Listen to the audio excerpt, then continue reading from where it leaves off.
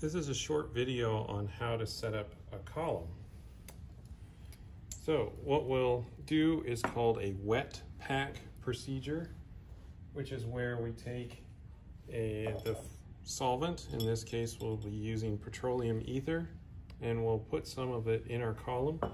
Now, make sure that we have our stopcock closed for this procedure for when we're loading. And we just need to fill it full.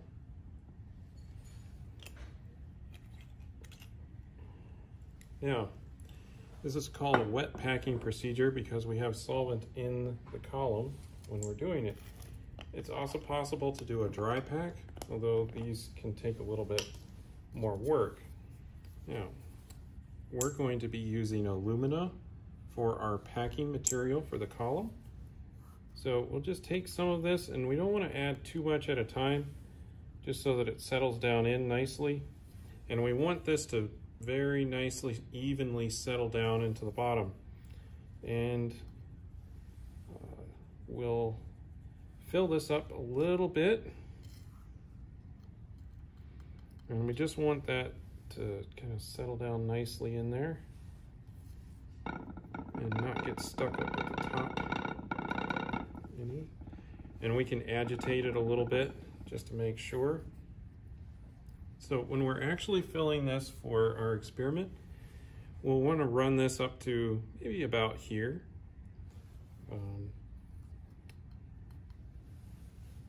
Doesn't take too much to prepare. And again, we do want this stopcock closed when we're doing that. And I want to make sure that all of this is on the column. So I might take this off and just kind of shake it around a little bit. Get that to lay down really nicely. Now, once I get this packed, I don't really want to disturb this portion of it. And I also don't want to disturb the top of it. So now I've got this loaded, and I'm ready for the next step.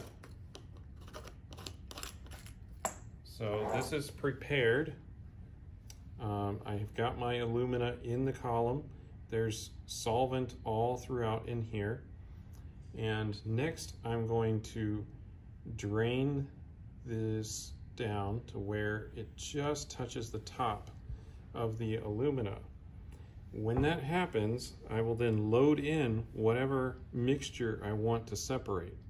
And for our lab, we're doing a mixture of chlorophyll. But for demonstration purposes today, I just found some methylene blue, and I'll just use that to show kind of where it goes and how to load it. So let me go grab a couple more things and I'll be right back. All right, I've grabbed a beaker here, and what we're going to want to do is drain this down to where the solvent just touches the top of our column packing material.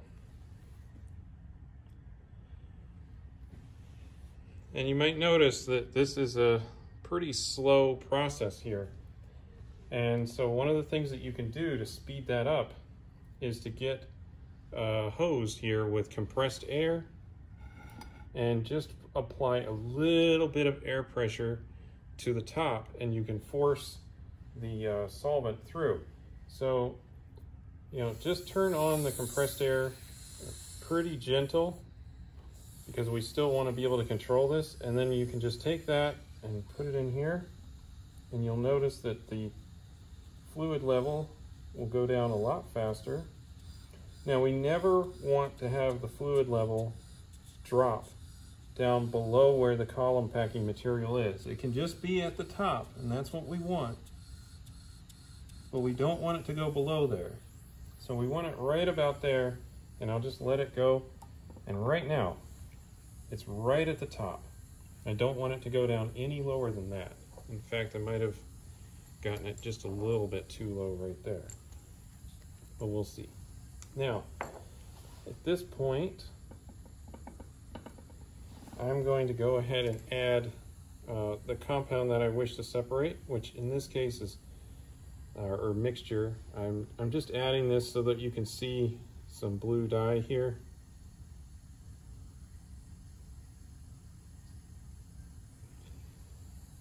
And you know, hopefully that would stay in a very thin band at the top.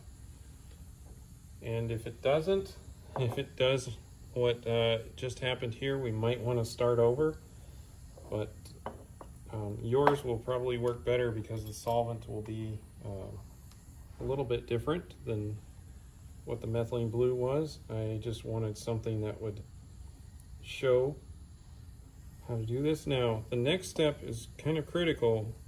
We just want to add this slowly so we don't disturb any of that top layer where we just added our mixture that we want to separate.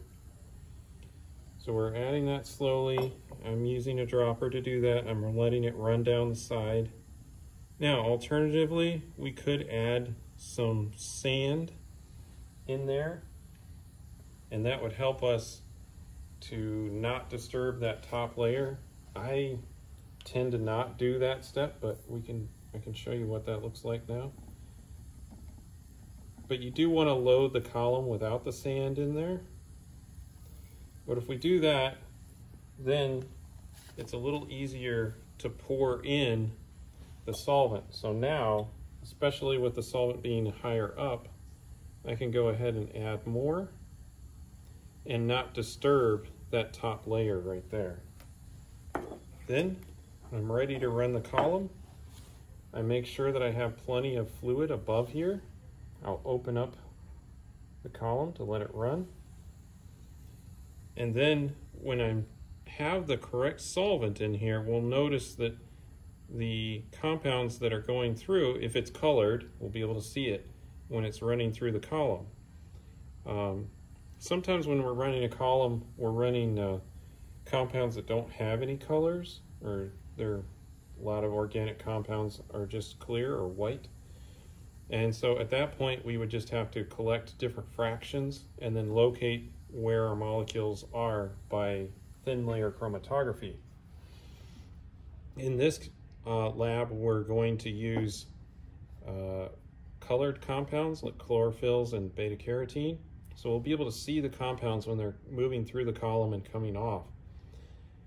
So in this case, the solvent that we've chosen is obviously not the right one to elute the blue compound, but I did want to have something that might show up a little bit better on video to show how to load the column.